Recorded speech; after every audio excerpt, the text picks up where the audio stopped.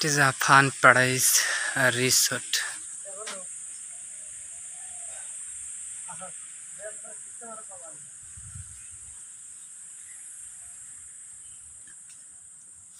আসলে এই পার্কটা অনেক বড়।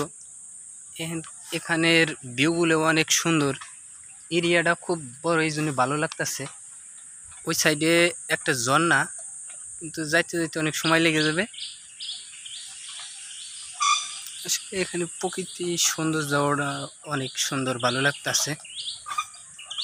যাই হোক, আমি আর আমার এই বন্ধু দুইজন আসছি, তো এই জন্য হলো আমাকে মনটাও কেরম কেরম জানি মন মরা লাগতেছে। কারণ কি